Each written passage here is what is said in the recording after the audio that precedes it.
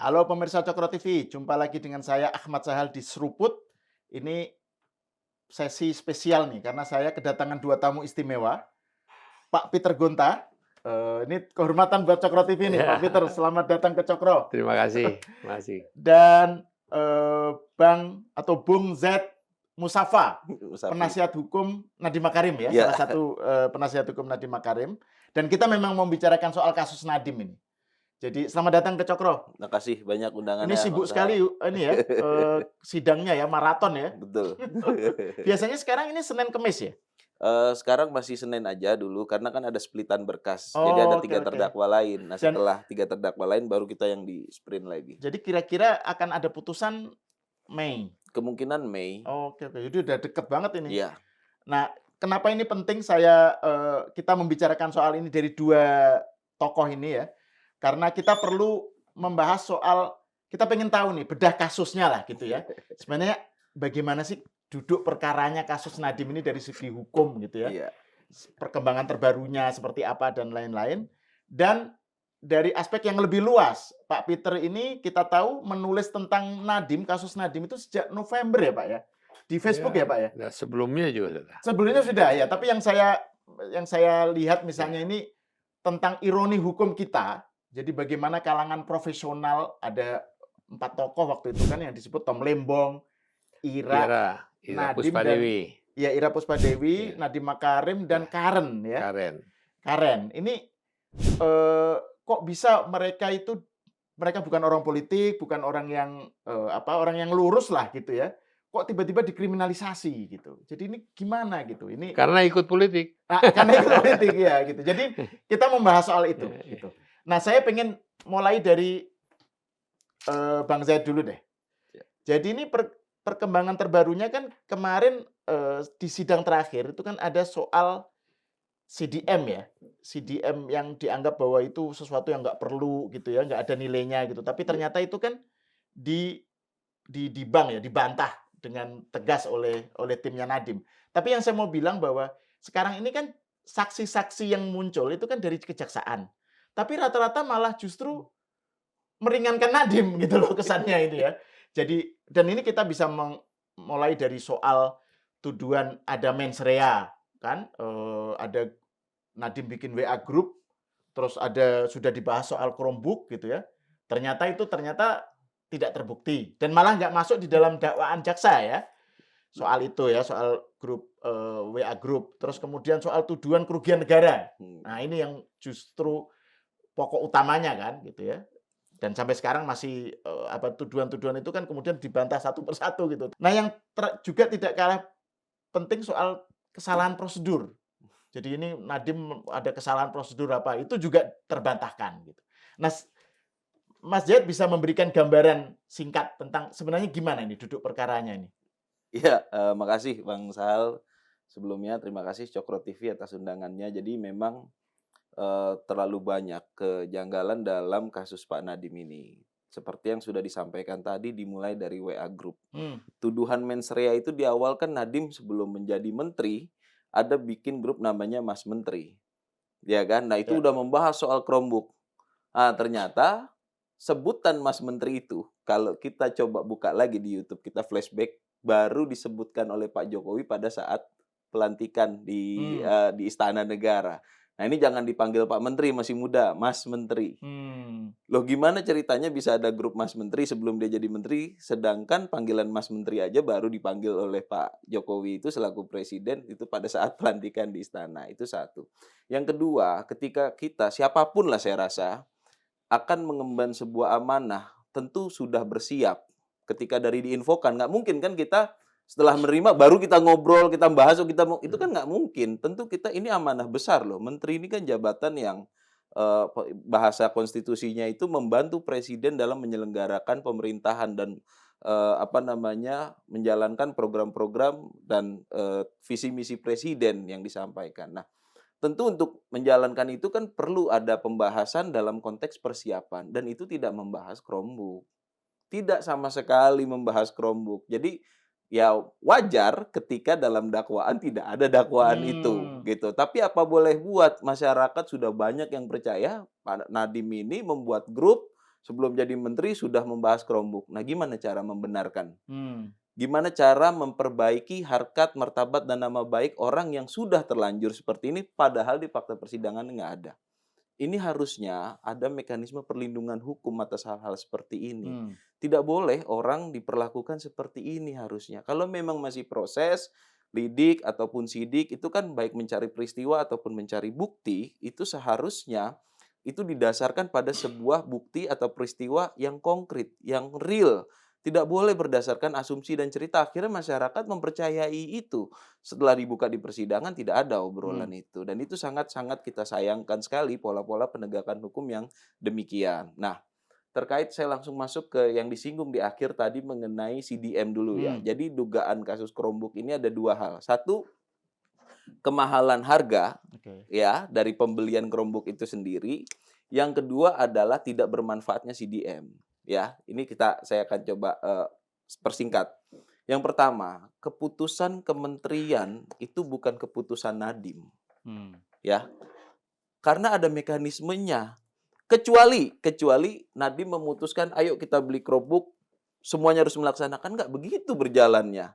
Tapi ini adalah diusulkan. Karena ada perintah presiden kita mulai digitalisasi dalam dunia pendidikan. Selanjutnya adalah, apa maksud digitalisasi itu? Ya artinya kan semua proses pembelajaran, semua proses penilaian itu terdigitalisasikan. Nah, dari sinilah dirumuskan oleh tim. Ada timnya gitu, bukan Pak Nadiem. Jadi bukan dari top to bottom, tapi bottom up gitu loh. Dari tim ini melakukan survei. Dan ini yang selalu ditutupi. Seolah-olah Pak Nadiem ini hanya nemuin Google, padahal dia juga nemuin Microsoft, dia nemuin juga Apple, dia nemuin juga satu lagi itu namanya Linux gitu. Saya kurang begitu detail pertemuan dengan yang si Linux, tapi faktanya dengan Apple dan Microsoft ini juga dilakukan. Tapi kan harganya itu dan mekanisme pembayarannya nggak semurah ataupun sefleksibel si Google menurut tim gitu. Jadi ini tidak dipilih lah. Singkat cerita, dari tim ini dibahaslah di rapat kementerian. Dan beredar lagi bahwasanya Pak Nadiem ini menunjuk stafsus atau SKM. SKM inilah yang memerintahkan seluruh jajaran di kementerian. Seluruh jajaran kementerian ini takut sama SKM. Padahal pada faktanya, mohon maaf, para saksi-saksi yang dibilang takut sama SKM itu mereka lah yang terima uang. Kenapa giliran terima uangnya nggak takut, tapi kata sama perintahnya takut? Ini kan kontradiksi gitu loh dalam perjalanan kasusnya Pak Nadiem. Nah, sehingga diputuskannya Chromebook itu adalah putusan rapat. Yang rapatnya pun dipimpin oleh para pejabat yang sesuai dengan ketentuan good governance di internal Kementerian Pendidikan, baik eselon 1, eselon 2 gitu kan, dan tidak ada SKM memimpin rapat tuh tidak ada. Staf khusus menteri itu mengikuti iya, tapi kalau dia membahas, dia yang memerintahkan sebagai perpanjangan tangan seperti yang diberitakan selama ini, perintah Nadiem adalah perintah SKM adalah perintah saya, itu semua nggak terbukti kok di pengadilan gitu. Nah, dari sinilah kesimpulannya yang pertama adalah keputusan Chromebook adalah keputusan kementerian yang dibuat dan disusun sesuai dengan prosedur. Tidak ada pelanggaran kewenangan, penyalahgunaan wewenang Pak Nadiem selaku menteri gitu. Bahkan dalam rapat keputusan memutuskan Chromebook, Pak Nadiem pun nggak ada. Pak Nadiemnya pun sendiri nggak ada gitu loh dalam rapat-rapat itu gitu loh. Nah, jadi kenapa ini bisa disalahkan seolah-olah menyalahgunakan wewenang? Ditambah lagi yang kita harus ingat, flashback ke dasar hukumnya adalah pasal 603, 604 atau dulunya adalah pasal 2 ayat 1, pasal 3 Undang-Undang Tipikor, penyalahgunaan wewenang dan perbuatan melawan hukum yang menimbulkan kerugian keuangan negara. Nah, di sini problemnya ini. Jaksa mendakwakan Nadiem melakukan penyalahgunaan wewenang ataupun perbuatan melawan hukum yang menimbulkan kerugian keuangan negara. Pertanyaannya adalah, kerugian keuangan negara mana yang timbul dari keputusan atau kewenangannya Pak Nadiem? Ternyata ini nggak berkorelasi. Keputusan Chromebook dan harga kemahalan ini dua hal yang berbeda. Ini yang kita agak bingung gitu. Dia dibilang menyalahgunakan wewenang dan memutuskan Chromebook, tapi yang dirugikan negara adalah karena kemahalan. Ternyata proses kemahalan ini kan proses pengadaan. Dan pengadaan ini, ya jadi catatan penting adalah, satu, didampingi dan diawasi langsung oleh kejaksaan. Dalam hal ini Jamdatun. Dan itu Pak Nadimnya yang minta selaku menteri. Tolong dong proses ini diawasi. Gitu kan. Agar apa? Agar untuk meminimalisir atau menghilangkan atau mengesampingkan atau meniadakan semua proses-proses yang tentunya melanggar hukum dong. Itulah fungsinya. Kita mengundang kejaksaan, bahkan dalam persidangan terbukti pada saat mengklik Chromebook atau barang yang dibeli dan harga itu kejaksaan mendampingi. Bagaimana bisa sekarang malah kejaksaan yang ini loh. Kita pakai logika awam, ya. Kita pakai logika awam. Bagaimana orang mau mencuri tapi ngajak aparat penegak hukum? Itu nggak make sense gitu loh. Itu nggak mungkin kan. Saya mau mencuri, saya mau korupsi, tapi saya ajak jaksa untuk mengawasi. Nah, ini kan nggak masuk di akal gitu loh prosesnya seperti itu. Kemudian tahu-tahu ditimbulkan adalah dokumen yang menyatakan bahwa Pak Nadiem tidak mengikuti kementerian tidak mengikuti saran dari kejaksaan atau apa. Lah, kenapa nggak di saat proses pelaksanaan itu? Nah, singkat cerita dari kerugian keuangan negara ini yang dibilang satu kita melibatkan sudah kejaksaan. Yang kedua ada LKPP. Karena pembelian harus e-katalog. Nggak bisa enggak gitu loh. Dan proses pembelian di e-katalog ini melibatkan LKPP, melibatkan orang kementerian, melibatkan juga para reseller dan juga para prinsipal yang membuat si Chromebook ini. Dan mekanismenya dilindungi 2 kali. Satu, dilindungi oleh surat pernyataan jaminan penjual Chromebook. Karena tuduhannya kemahalan ya. Karena tuduhannya kemahalan, mereka membuat surat pernyataan bahwa barang yang dibeli oleh kementerian tidak boleh lebih mahal daripada yang dibeli masyarakat. Yang kedua, kalau if barang yang dibeli itu kemahalan, maka para reseller ini atau vendor ini atau prinsipal wajib mengembalikan uang kemahalan itu ke negara. Pertanyaannya adalah, kalau kerugian keuangan negaranya adalah karena kemahalan, kenapa nggak ditagihkan aja dulu uang kelebihannya? Buktikan aja itu kemahalan, tagihkan. Kenapa langsung menjarain Nadiem? Kenapa langsung mempidanakan ini? Ini yang sangat kita sayangkan. Itu ya secara garis besar yang bisa saya sampaikan sebagai pembuka. Ya. Kang Sahal. Ini saya masih lanjut ke Bang Zaid dulu. Boleh. Pak Peter. Boleh. Biar tuntas ini soal bedah kasusnya ini. Ada juga tuduhan soal aliran dana ke Nadiem.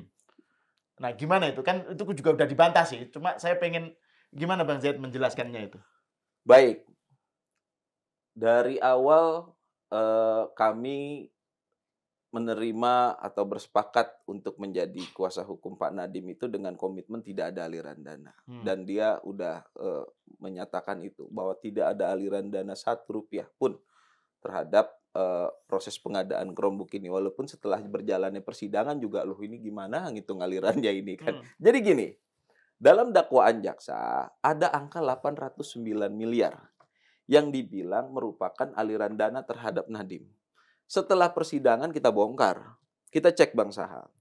Jadi 809 ini ternyata total utang antara PT Gojek Indonesia dan PT Akap. Nah, sejarah riwayatnya gini. Pada saat Gojek pertama dulu didirikan, ya kan, kurang lebih 2012 sampai 2015 ya, periode awal Gojek itu didirikan, itu Gojek butuh dong funding, pembiayaan untuk menjalankan usahanya, gitu kan. Sedangkan dia nggak punya aset, gimana caranya? Sedangkan kalau minjem bank pasti harus ada jaminan. Dibuatlah PT Akap. Nah, PT Akap ini pemegang sahamnya ya bukan cuma Google. Oh, ada Tencent, ada banyak perusahaan besar semua. Dan Google cuma sepersekian. Nah, PT Akap inilah yang minjemin uang kepada PT Gojek untuk Gojek berjalan. Nah, ini nggak satu pinjaman, ini beberapa tahap, tapi totalnya 809 miliar. Nah, kemudian PT Akap ini akan melakukan go public, akan IPO. Pertanyaannya adalah, dalam prospektus kan pasti harus disampaikan, ya kan? Apakah uang 809 miliar dulu yang total dipinjamin ke PT Gojek ini mau diapakan, ya kan? Harus ditagihkan apa segala macam. Nah, PT Gojek Indonesia akhirnya menerbitkan saham baru. Ini proses korporasi biasa kok, corporate action biasa lah, namanya perusahaan butuh dana, dia naikin saham dengan total nilai saham yang dijual 809 miliar. Nah, siapa yang beli? Yang beli ya PT Akap. Dibayarlah uang itu 809 miliar. Uang dari PT Akap yang 809 miliar ini akan diapakan? Akan dipakai bayar utang yang dulu dipinjam oleh PT Gojek dari PT Akap, dikembaliin di hari yang sama. Makanya kita waktu di sidang itu kita buktikan, ini loh uang masuk dan keluar di hari yang sama. Ada buktinya gitu loh. Nggak ada itu aliran ke Pak Nadiem gitu-gitu. Nggak ada. Jadi pure 809 sekian, kembali juga 809 sekian, tentu ada potongan biaya admin segala macamnya itu. Nah, uang itu kembali dan semua kedudukan jadi seolah-olah seperti tidak ada utang piutang, namun sahamnya PT Akap naik di PT Gojek. Nah, pertanyaan selanjutnya, apakah uang yang dipinjemin ini adalah uangnya Google? Ya enggak, ini kan uang PT Akap. Google cuma salah satu pemegang saham. Apakah keputusan meminjamkan atau membeli saham itu murni keputusan Google? Ya enggak, ini kan keputusan perusahaan gitu loh, corporate action biasa gitu. Nah, ini disalahartikan seolah-olah inilah dia uang Google dari hasil penjualan atau pembelian Chromebook oleh negara. Nah, ini yang juga nggak nyambung jadinya gitu loh. Lo kalau mau beli itu kan, nah, akhirnya dikait-kaitkan lah. Jadi secara persidangan kita sudah membuktikan itu semua, uang 809 itu adalah uang utang piutang yang diganti oleh PT Gojek ya kan setelah dia menjual saham dan meningkatkan saham. Nilainya berapa ya 809 itu juga. Gitu, Bang Sam. Jadi tuduhan itu dengan sendirinya rontok ya dengan penjelasan seperti itu. Betul, karena udah ada bukti transfernya kok di hari yang sama gitu kan. Gitu. Iya, iya. Nah, ini saya mau pengen mendapatkan gambaran ini dari Pak Peter ini karena kan Pak Peter selalu beberapa kali bilang bahwa kasus Nadiem ini adalah ironi hukum. Ya kan? Karena dan ini bukan hanya fenomena Nadiem kan dikaitkan Pak Peter tadi mengaitkan dengan para profesional lain lah, Pitom Lembong, kemudian Ira dan Karen gitu ya. Nah, dengan adanya penjelasan tadi misalnya bahwa tidak ada soal tuduhan kerugian negara rontok, soal tidak ada aliran dana ya ke Nadiem ya. Bagaimana Pak Peter melihat ini perkembangan kasus ini ya? Karena kan saya baca misalnya Pak Peter bilang Nadiem Makarim diadili bukan semata oleh hukum, tetapi oleh kekecewaan kolektif. Nah itu, gimana Pak Peter melihatnya nih? Terima kasih. Tentunya menarik. Kita mau berbicara wawancara ini secara hukum atau secara populer kan beda. Kalau kita mau ngomong populer, kita harus pertama menanyakan siapa itu Nadiem. Oke. Pertanyaan saya yang pertama, apakah kriminalisasi kebijakan atau ada masalah sistemik di kejaksaan di dalam hukum kita? Lalu kenapa dia dipidanakan? Inilah menjadi pertanyaan besar buat saya. Yang saya belum jawab, mungkin Mas bisa menjawab. Kenapa dia dipidanakan? Saya nggak tahu. Saya justru pengen tahu kenapa dia dipidanakan. Kenapa Mas? Kira-kira. Mohon maaf, jadi kita nggak ngomong teknis hukum aja. Betul. Tapi saya mau ngomong kira-kira masalahnya apa? Nah kalau pertanyaan Pak Peter ini malah saya justru teringat dengan tulisan Pak Peter itu soal sejumlah orang yang katakan aja lurus atau dia profesional lah ya. Terus tiba-tiba terjadi kebijakan ketika dia menjadi public official, kebijakannya dikriminalisasi. Padahal dia dasarnya adalah business judgment. Gitu kan, misalnya kayak Ira, ya dalam hal ini Nadiem atau ada beberapa contoh lain. Nah, itu kan dasarnya business judgment dan ini orang yang katakan aja dia memang dia profesional, orang yang tanda kutip lugu dalam politik gitu ya. Tapi kemudian karena suatu hal tadi kenapanya itu tiba-tiba dikriminalisasi dan business judgment-nya dipersoalkan gitu. Nah itu gimana? Jadi ini mungkin juga saya jawab yang tadi dulu kekecewaan kolektif. Jadi boleh. Kekecewaan kolektif bisa aja dua. Kekecewaan orang terhadap Nadiem, ya, karena Nadiem mungkin tidak mengakomodasi atau ada orang-orang di sekitar departemennya atau kementeriannya itu yang tidak suka dengan keputusan dia. Itu mungkin merupakan kekecewaan. Tapi ada satu juga kekecewaan kolektif dari masyarakat pada saat ini. Kekecewaan kolektif daripada masyarakat yang mengatakan kok bisa ya kejadian ini sampai jadi begini. Jadi kekecewaan kolektif itu yang saya maksudkan Ya. adalah kekecewaan daripada masyarakat juga Kekecewaan kolektif terhadap hukum. terhadap hukum, Oke, ya, ya. ya. Nah, ini satu. Mm-mm, Jadi mm-mm. ini adalah apa yang dialami bersama oleh banyak pihak, masyarakat, akademisi, pegiat anti korupsi, pelaku usaha, dan anak-anak muda kita terhadap sistem peradilan dan pemberantasan korupsi di Indonesia. Apa saja unsur kekecewaan kolektif ini? Pertama ya, menurut hemat saya, kekecewaan terhadap proses hukum.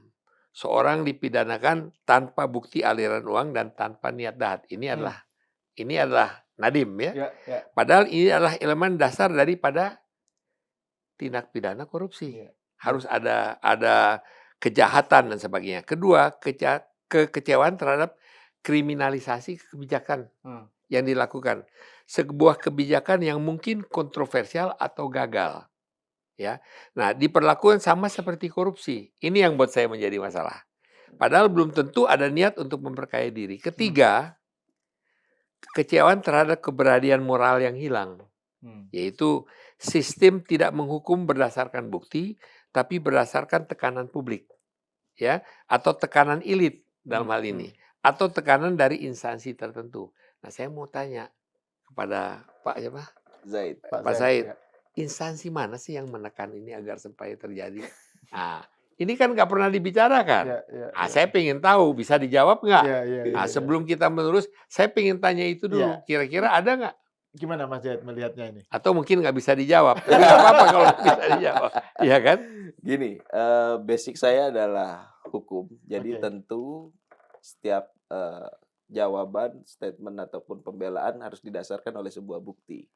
Dan untuk menjawab itu saya belum pernah memegang bukti apapun ini terkait kekecewaan instansi. Tapi saya mendapat obrolan banyak dari media sosial.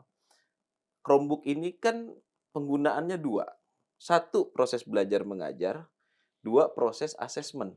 Nah, kekecewaan terhadap masa depan sendiri, kalau kita ngomong mengenai kekecewaan daripada anak-anak muda kita, melihat bahwa berkontribusi lewat jalur pemerintah itu berisiko di penjara. Ya kan? Meskipun mereka bersih, akhirnya apa yang terjadi sekarang? Mereka mundur. Nah, tapi ini kualitatif nih, pembicaraan yang sangat kualitatif gitu ya. Tapi itu muncul keresahan semacam itu muncul di dalam banyak testimoni atau pernyataan-pernyataan di medsos sih. Betul. Jadi Pak Peter. ini ada dua hal yang berbeda nih. Kasus semacam ini ya, yang menimpa pada Nadiem, pada Bu Ira gitu ya.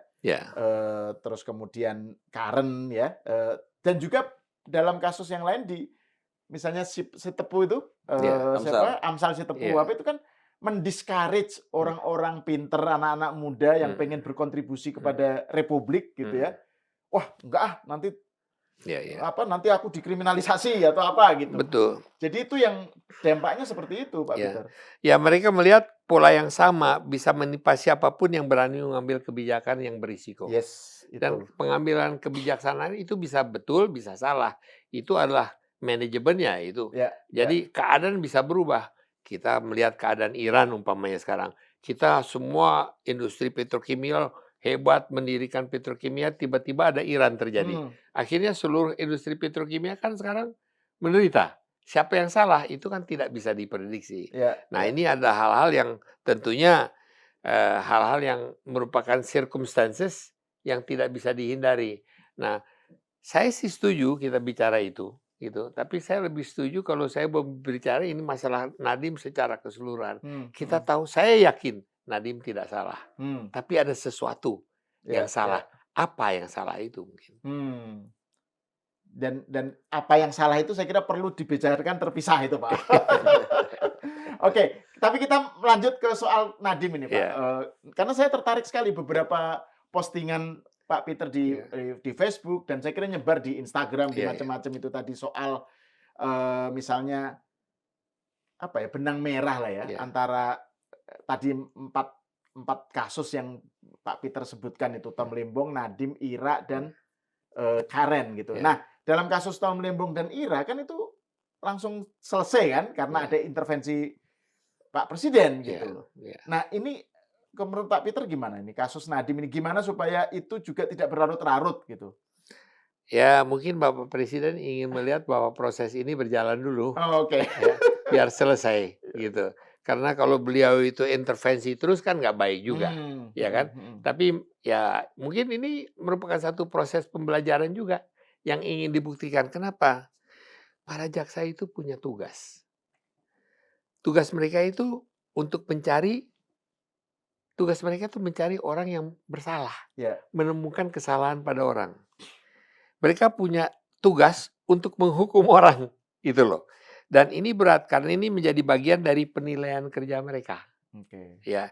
Kalau, mereka tidak menghasilkan hukuman, seolah-olah mereka itu tidak bekerja dengan baik. Nah, Mmm, ini hukum di Indonesia tuh begitu. ya. Mereka naik pangkatnya berdasarkan berapa banyak orang yang dihukum, bukan berapa banyak orang yang dibebaskan. Kalau dia orang bebas semua, dia nggak bisa naik pangkat. Kan ini Ya. menjadi masalahnya. Jadi masalah itu adalah jaksa tidak, apalagi di dalam hal Nadiem, kelihatannya ya Mas Said, jaksa ini tidak ahli di bidang yang mereka tanganin. Dan kita melihat bahwa justru yang tadi dikatakan ahli-ahli dari kejaksaan yang dibawa justru mengatakan bahwa Nadiem itu tidak membuat kesalahan. Nah, Iya. ini kan menjadi sesuatu yang sangat kontroversial. Nah, ini mungkin mereka jadi kejaksaan itu ditugaskan untuk menangani kasus kebijakan politik publik. Mmm, Nah, ini kasus industri kreatif, kasus startup, kasus teknologi, kasus sektor real. Tapi mereka banyak sekali yang tidak paham seluk-beluk dari ini. Mereka paham masalah hukumnya, mmm, tidak masalah teknisnya ya. tidak dikuasai. Nah, ini yang paling berbahaya. Kalau masalah teknis kita tidak kuasai dan masalah hukum yang kita hanya kuasai, makanya saya mengatakan sebelum kita ngomong masalah hukum, masalah teknis harus Ya ya. klop dulu. Nah, Jadi ini subject mungkin matter-nya subjek itu matter-nya yang penting, apa ya betul betul. gitu. Nah, Dan gitu. itu yang kelihatannya, pihak kejaksaan ya, bukan hanya dalam kasus Nadiem, Ya, tapi dalam kasus misalnya Amsal Sitepu apa itu kan, ya. mereka banyak yang miss gitu ya. Banyaknya miss, Jadi ya. kayak nggak nangkep apa Kita gitu. juga harus memikirkan, Chromebook itu kan komputernya. Hmm, Chrome itu adalah software-nya kan kalau tadi dikatakan Apple itu iOS, ya. ya. Kemudian kalau kalau, Windows, Windows itu Microsoft. pada ada di PC. Kemudian ada juga katakan Linux. Nah, kemudian juga ini Chromebook ini kan dapatnya adalah software-nya dari Google. Nah, Chromebook itu kan komputernya. Komputer itu kan sudah ditanya, "Dari mana komputer ini datang? Siapa yang memiliki perusahaan komputer itu yang di Surabaya? Kok tiba-tiba ini yang dimajukan?" Kan ada orang-orang di belakang ini Hmm. yang mesti kita tahu juga. Maaf nih Mas Said, saya jadi mungkin keluar daripada pembicaraan masalah hukum, tapi ada banyak hal yang perlu dibereskan. Nah, ini menurut hemat saya tidak diangkat di dalam persidangan Hmm, oleh mhm. kejaksaan juga. Ya. Nah, eee, Mas Said, gimana Anda melihat soal ini, saya mau masuk lagi ke Pak Peter, mau masuk Iya, lagi ke soal tuduhan-tuduhan yang menjadi inti dari kasus Nadiem lah, soal tuduhan merugikan apa, keuangan negara ya, Ya, soal kerugian negara. Terus juga tadi itu soal, apa, misalnya Nadiem memperkaya diri lah gitu ya, ada aliran dana. Terus juga soal, apa, prosedur yang ternyata dianggap Nadiem dituduh ada kesalahan prosedur, ternyata enggak gitu ya. Nah, ya sebetulnya kalau boleh saya tambahkan Mas Said, jadi sebetulnya jaksa harus tahu, tidak paham bahwa kegagalan kebijakan itu berbeda sekali dengan korupsi. mmm, Kegagalan kebijakan itu salah dengan nah ini kebijakannya belum pun tidak bisa dibuktikan salah, ya. ya. Belum terbukti salah, udah dianggap korupsi. Padahal ini kebijakan. Nah ini yang jadi masalah. Mohon maaf Iya. saya interupsi Enggak sedikit. apa-apa ini, kan ini dan ini menurut saya jadi terpikir, poinnya Pak Peter itu mengacu pada inti masalah, the root cause-nya, Ya, yaitu pasal tentang kerugian negara tadi itu, pasal korupsi yang ya. dituduhkan. Itu kan sesuatu yang sebenarnya, apa ya, pasal karet atau apa begitu ya. Gimana, Mas Zaid melihatnya ini? ya, memang sangat kita sayangkan ada pasal seperti itu di era sekarang. Tapi riwayat pasal itu juga harus kita pelajari, Pak. Itu sejarahnya kan di tahun kurang lebih 50-an lah, pada saat Indonesia baru merdeka itu, ya banyak, hengki-pengki antara pribumi dengan, perusahaan-perusahaan Belanda, seolah-olah ini udah milik pribumi padahal masih milik, orang Belanda pada saat itu. Nah, akhirnya banyak harta kekayaan Indonesia yang lepas. Muncullah pasal itu. Salah satu riwayat yang saya ketahui seperti itu. Nah, putusan Mahkamah Konstitusi yang terakhir dalam pertimbangannya itu menyatakan bahwasanya dengan semakin beragamnya pola korupsi, nah ini sulit untuk dibendung dengan membuat suatu pasal. Makanya ya ditentukanlah, digunakanlah pasal si 603, 604 kalau sekarang ini ya, penyalahgunaan wewenang menimbulkan kerugian keuangan negara. Tentu kita semua sebagai warga negara benci terhadap perbuatan korupsi. Itu harus kita Hmm. bawahi. Khususnya kita yang ada dalam ruangan inilah ya. Tapi pola penegakannya ini yang bermasalah. Hmm. Ini yang perlu kita catat. Saya dari pegang kasus Pak Tom Lembong dan kasus Pak Nadiem, ini sama polanya. Yaitu apa? Tetapkan tersangka dulu, tahan, baru diaudit. Baru diproses. Ini problem. Hmm. Pasal yang digunakan kan menimbulkan kerugian keuangan negara. Buktikan dulu dong ada kerugian keuangan negaranya, ya kan? Baru dilakukan proses hukum selanjutnya. Hmm. Nah, ini orang udah ditetapkan tersangka, orang Dan udah sudah ditahan, diborgol. sudah diborgol, Borgol. sudah Itu diumumkan, Sudah baru itu. demonstratif Iya, sekali kan, Iya. diborgol itu. Begitu nanti kita challenge di Prapit, apa dalilnya? Loh, untuk menetapkan tersangka kan cuma butuh 2 alat bukti. Dan itu nggak butuh audit keuangan negara. Ini problemnya. Hmm. Ya, menetapkan orang tersangka itu cuma butuh 2 alat bukti dan itu nggak perlu audit kerugian keuangan negara. Padahal pasal yang dipakai adalah pasal kerugian keuangan negara. Nah, ini kan jadi nggak matching proses penegakan hukum yang seperti ini. Nggak proper. Beda dengan, mohon maaf, bukan saya bandingin dengan KPK, tapi kalau KPK memang ada dulu hasil audit, baru dia lakukan proses penegakan hukumnya, gitu. Itu bukan berarti selalu benar, tapi ya mekanismenya harusnya seperti itu. Ada dulu auditnya, itu seperti apa. Nah, balik ke kasusnya Pak Nadiem tadi. Pak Nadiem dibilang memutuskan ini KROM, padahal bukan keputusan Pak Nadiem, ini keputusan kementerian yang didasari oleh data oleh tim teknis yang dibahas oleh seluruh staf-staf dan pejabat eselon di kementerian secara terbuka. Kita tampilin seluruh hasil rapat. Ini isi rapatnya, ini ngomong ini, gitu. Bahkan orang yang katanya ya dia di persidangan di luar persidangan itu jadi bahan pemberitaan bahwa dia takut tadi oleh staf khusus menteri apa segala macam, ternyata dia pula rupanya yang merekomendasikan semuanya ke Rombuk. Dan dia pula yang mimpin rapat. Iya. Ini loh makanya lah, masa proses penegakan hukum seperti ini kan kita, waduh ini 2026 ya kan. Iya. Masa kita masih menjalani proses-proses hukum yang seperti ini Jadi gitu loh. sebut prinsipnya ketidaktahuan teknis itu dikompensasi dengan semangat untuk menghukum. Nah. Ya. Bukan mencari kebenaran substantif, Semangat tapi mencari orang yang bisa dihukum. karena Mencari orang, siapa nih yang ada- bisa dihukum nih? karena ada tuntutan kejar setoran itu ya. Iya, Pak Istri. betul. Ya kira-kira lah. Bukan Iya, iya. setoran Iya, setoran maksudnya dalam target. kata ya, Ini target. apa KPI, KPI, katakanlah jadi KPI KPI, dari ya, jaksa itu betul. adalah kamu harus Ya, berhasil Ya, ya. menemukan Ya, kan, semangat sekian menghukum kasus. lah, Nah, itu, semangat betul, menghukum betul. gitu. Itu semangat menghukum itu. Nah, Ya. itu yang menjadi problem kita ya di situ tadi itu. Jadi keputusan Chromebook dan kerugian keuangan negara ini nggak matching gitu loh. Gimana mengkorelasikannya? Kecuali ya kerugian keuangan negara karena harga Chromebook kemahalan. Kecuali ada perintah dari Pak Nadiem. Itu harganya berapa? 5 juta. Bayar 6 juta. Nah, itu baru kita benar. bisa ngorelasiin dong ke Pak Nadiem. Tapi kan nggak ada.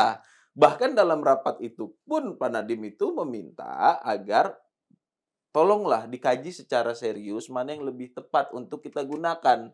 Di situ makanya salah satu perbandingannya antara Chrome dengan Windows itu salah satunya adalah biaya.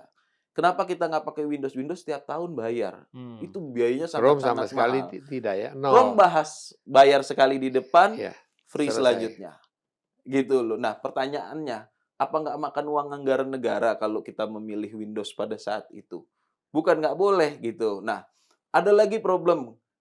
Menurut jaksa, Chrome ini nggak bisa digunakan di daerah 3T, terdepan, terluar, ya kan? Nah, pertanyaannya, apakah keputusan Chrome ini diperuntukkan untuk 3T? Ternyata tidak. Dari kalkulasi angka kurang lebih ya, 85% sekolah Indonesia itu tidak dalam wilayah 3T, hanya 15%. Perintah Presiden pada saat itu adalah digitalisasi pendidikan. Pertanyaannya, apakah kita akan men-100%-kan dulu ya, yang daerah 3T ini baru kita mulai digitalisasi, atau yang ada dulu kita digitalisasi, sisanya sambil berjalan. Kan seperti itu, ada 85% loh Hmm. sekolah yang sudah bisa akses internet dan ada akses listrik. Ya. Kenapa nggak kita mulai seperti ini? Akhirnya ada juga alasan dibuat, di Malaysia itu gagal Chromebook, kenapa di Indonesia diteruskan?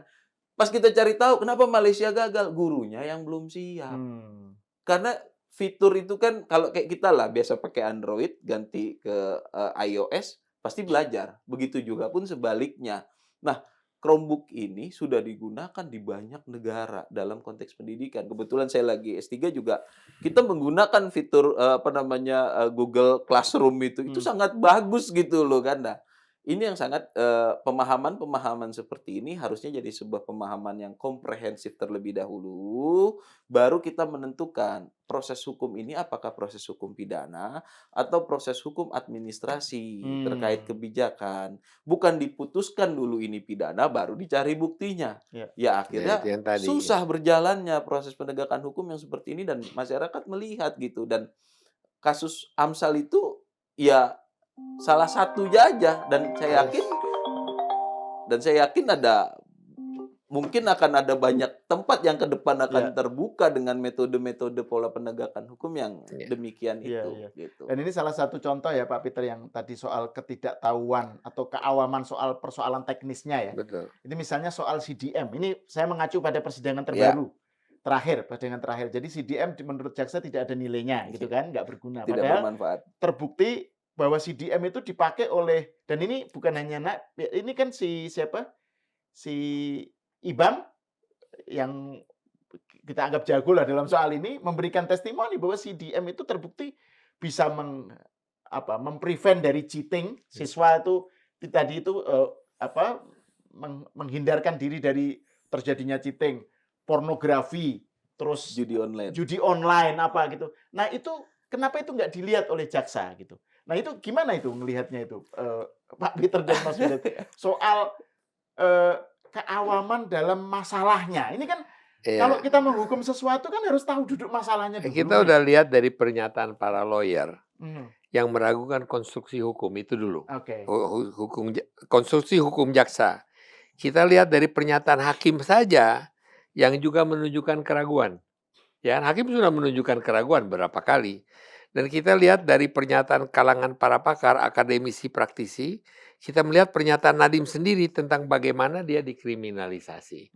Jadi pertanyaan sekarang, ini kan hal yang sangat teknis. Ya. Harus kita mengerti dengan baik secara keseluruhannya.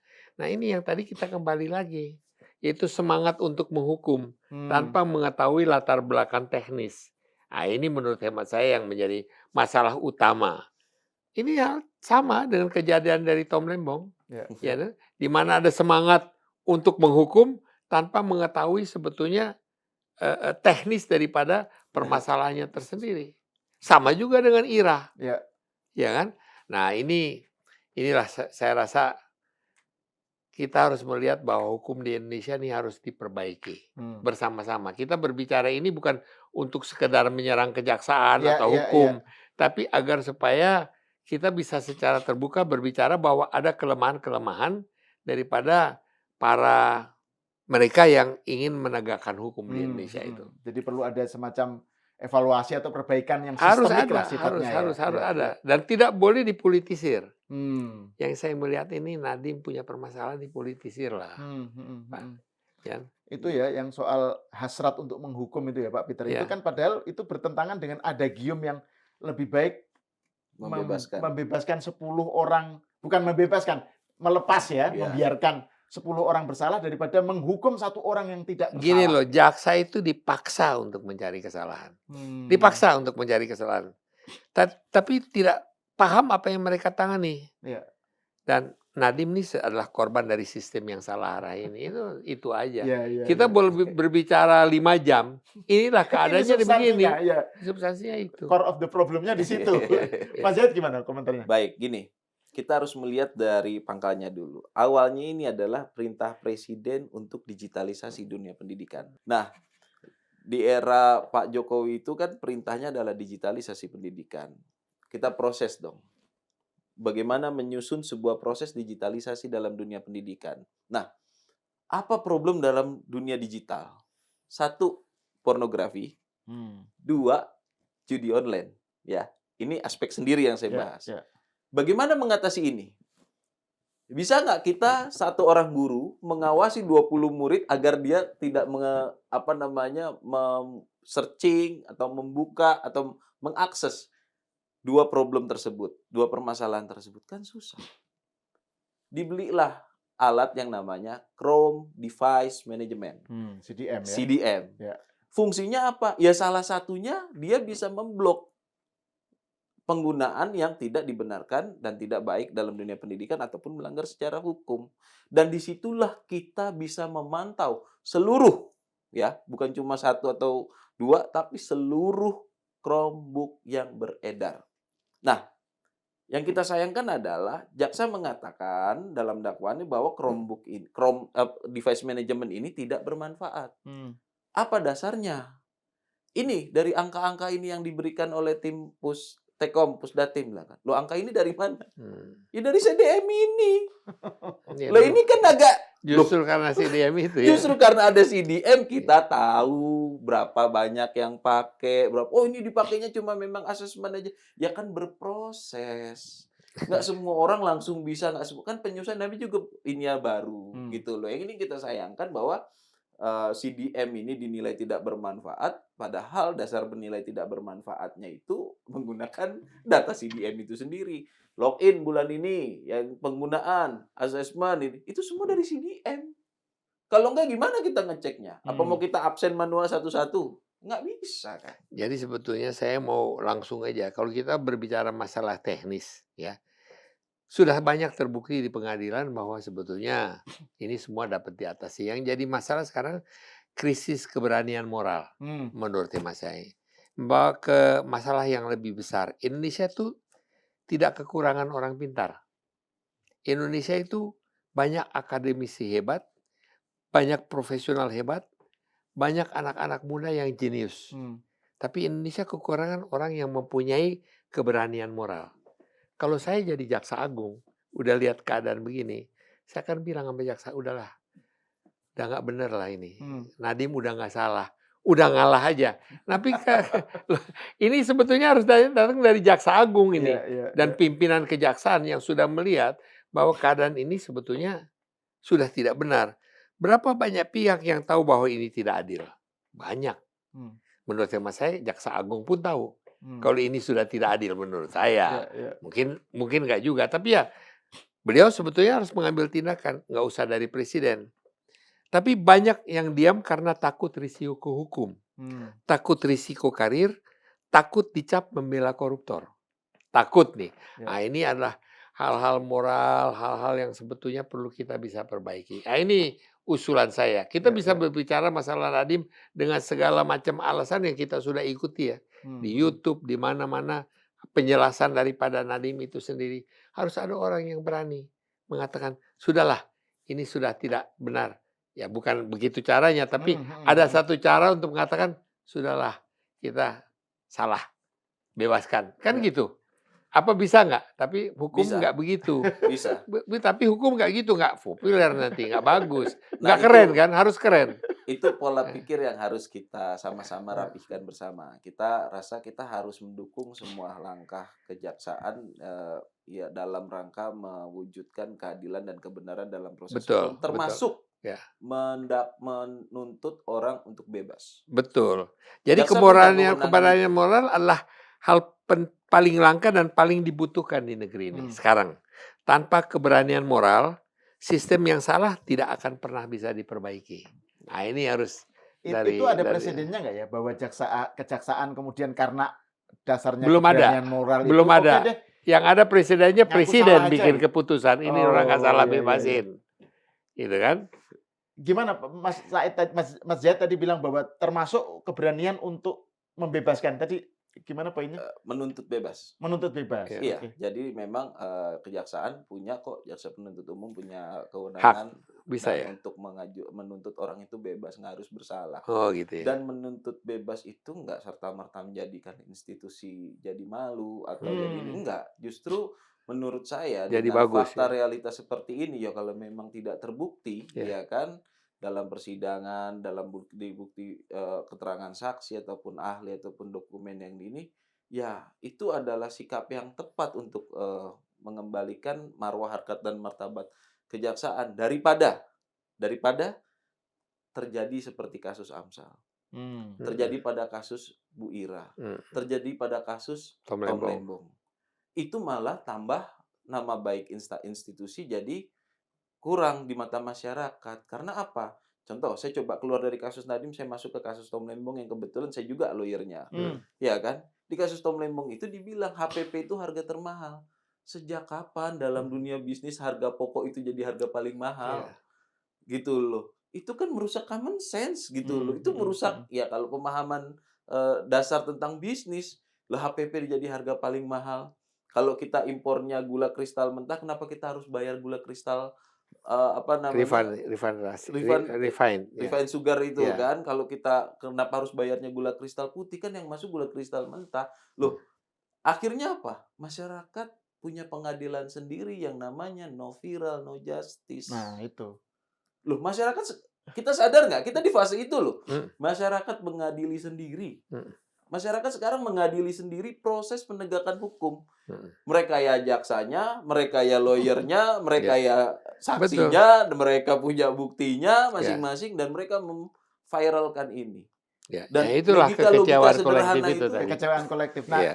cuma masalahnya kan nggak semua orang mendapatkan bukan luxury sih ya, keberuntungan untuk mendapatkan sorotan publik.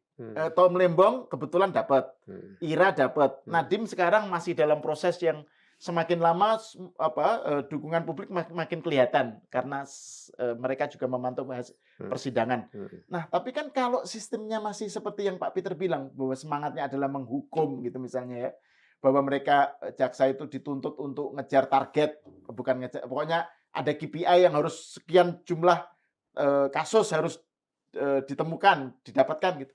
Kan gimana dengan kasus-kasus yang tidak bisa viral? Kan itu pasti banyak kasus-kasus tipikor yang mungkin senyap, tapi mereka menjadi korban gitu. Kalau sistemnya nggak dibenahi. Gimana Pak Peter ngelihatnya? Kan maksudnya nggak bisa kita hanya mengandalkan viral. Kalau Gini loh Pak, pendek kata lah, saya rangkum aja ya, nih. ya. Kasus Nadiem adalah bukan sekadar kasus hukum. Kasus Nadiem ini adalah cermin menurut saya. Cermin dari sistem pemberantasan korupsi yang salah arah. Oke. Ya, cermin dari kejaksaan yang tidak ahli tapi dipaksa menghukum. Hmm. Cermin dari krisis keberanian moral yang membuat Indonesia kehilangan anak-anak yang terbaiknya. Nah, ini satu-satunya nih Pak, harus ada keberanian moral untuk memperbaiki. Dan saya rasa kita duduk di sini berbicara mengenai bukan untuk menghantam kejaksaan. Ya, ya. Karena ini merupakan sesuatu yang perlu dirubah, ya. Dan kita di sini berbicara agar supaya dengan harapan bahwa ke depan hal-hal ini sudah tidak akan terjadi lagi. Kita kan masih ada satu hal lagi, masalah Karen, yang sudah dihukum dan tidak ada yang bela. Ya. Nah, itu perlu diangkat kembali itu, ya. Jadi itu mungkin kesimpulan daripada apa yang saya lihat nih secara kita tidak bisa terus diam. Karena pola ini akan terus berulang dan korban berikutnya, kita lagi tunggu siapa nih korban berikutnya. Jangan sampai itu terjadi. Itu aja dari saya Pak. Pak Sal. Oke, mungkin ini sekaligus sebagai bagian akhir ya dari obrolan kita. Ini kan kembali saya mau masuk ke soal Nadiem ya. Ini kan kasus Nadiem tinggal sebentar lagi nih. Yang kalau nggak salah kan Mei ya kira-kira ya. Nah, mungkin ada semacam harapan atau closing remarks lah dari Mas Zaid dan Pak Peter ya kepada hakim atau kepada bagaimana sih what is to be done untuk membenahi peradilan di Indonesia dan lain-lain. Mungkin Mas Zaid dulu. Oke, saya masih sangat percaya aparat penegak hukum kita masih banyak kok yang baik.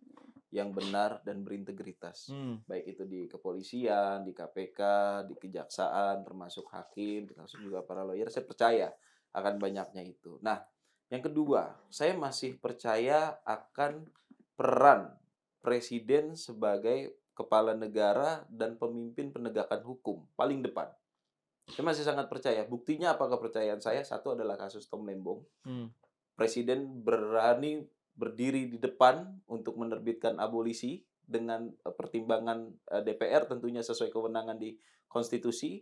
Presiden berani menerbitkan yang namanya rehabilitasi untuk Bu Ira, ya kan? Nah, dalam dua kasus hukum ini, dua proses ini, saya masih yakin presiden masih sangat peduli dengan proses penegakan hukum yang ada. Hmm. Dengan catatan-catatan proses penegakan hukum yang diintervensi oleh presiden, tentu tidak prosesnya, ya kan? Contoh, kasus Tom Lembong dan kasus Bu Ira itu tidak diintervensi prosesnya. Hmm. Tapi setelah terbit putusan, padahal pembuktian dari peradilan masyarakat Kamu melalui sudah ada novel, putusan?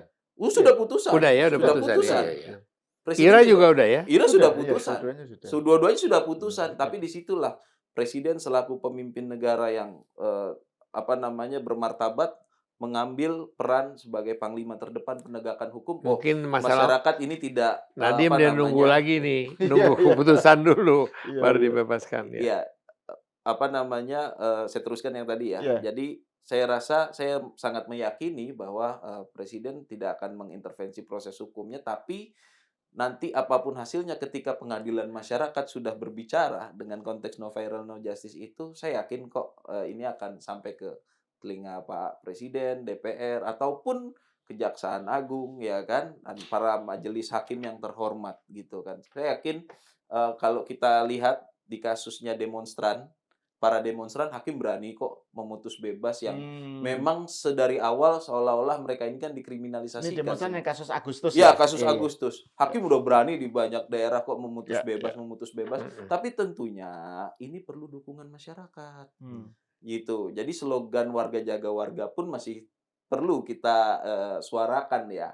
Agar apa ya? Agar proses ini bisa menyebar ke seluruh Indonesia, tidak ada lagi proses-proses penegakan hukum yang menabrak hati nurani, menabrak keadilan dan tentunya merugikan kepada siapapun warga negara Indonesia yang hak itu sebenarnya kemerdekaan itu dijamin oleh konstitusi. Hmm. Jadi saya sangat percaya aparat penegak hukum, saya sangat percaya hakim akan memutus dengan baik gitu kan dan benar sesuai fakta persidangan dasar hukum, dan saya sangat percaya kita punya kepala negara yang berani berdiri di depan untuk memimpin proses penegakan hukum yang berkeadilan. Itu menurut saya. Oke.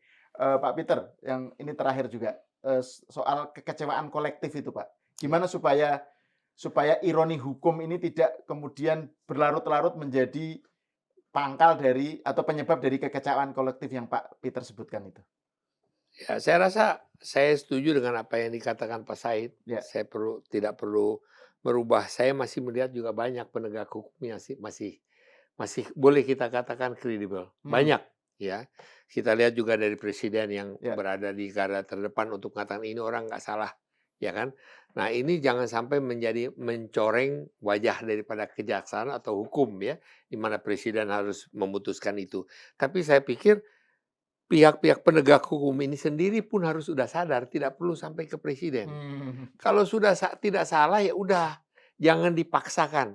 Jangan dipaksakan. Itu satu hal. Kedua adalah masalah disiplin, Buat saya satu hal, disiplin itu paling penting di dalam hukum. Saya pernah menjadi saksi di dalam satu persidangan, di mana saya mendapatkan panggilan bahwa sidang akan harap datang karena sidang akan dimulai jam 9. Saya datang jam 8.30, setengah 9. Jam 9 hakim belum datang, jaksa belum datang, jam 10 belum datang, jam 11 belum datang, jam 12 pun belum datang. Hakim belum datang, jaksa belum datang. Saya ambil foto di kamarnya jaksa. Belum datang. Saya posting itu di Facebook. Saya pembayar pajak. Saya datang jam 9. Jam 12 jaksa belum datang. Hakim belum datang. Nah, ini masalah disiplin. Nah, kita mulai dari disiplin dulu menurut hemat saya. Ya, ini satu hal. Nah, di samping itu kita tidak boleh terus diam, ya. Kita harus berani berbicara dan kita berbicara di sini bukan untuk mengkritik Ya, pemerintah atau hukum, justru untuk membangun, memberikan masukan kepada pihak penegak hukum bahwa kita ada berada di belakang Anda dan Anda kita memberikan masukan. Marilah Anda juga berani mempunyai moral kebenaran. Kalau tidak sudah salah, ya akuilah kesalahan itu. Itu akan menghilangkan kejengkelan atau kekecewaan kolektif. kekecewaan kolektif daripada orang. Itu akan mengatakan luar biasa nih kejaksaan kita, luar biasa institusi hukum kita. Kalau salah, ya jangan harus menghukum, tapi bisa membebaskan seperti yang tadi Mas Said katakan. Itu aja dari saya. Ya. Ini Terima kasih poin- atas poin waktu nih. soal moral courage itu ya, Moral keberanian correction. moral itu Iya, ya, Pak. iya. Oke, terima kasih Pak Peter Gonta Ya. dan Mas Zaid Mustafa atas obrolan yang saya kira ini penting lah untuk bukan hanya dalam kasus Nadiem ya, ini Ya. kan kita bicara dalam gambar besar. Dan terima kasih juga kepada Pak Peter yang menyempatkan datang ke Ya. Cokro TV Ya. dan Mas Zaid Mustafa. Pemirsa sampai di sini dulu, kita berjumpa lagi di episode selanjutnya.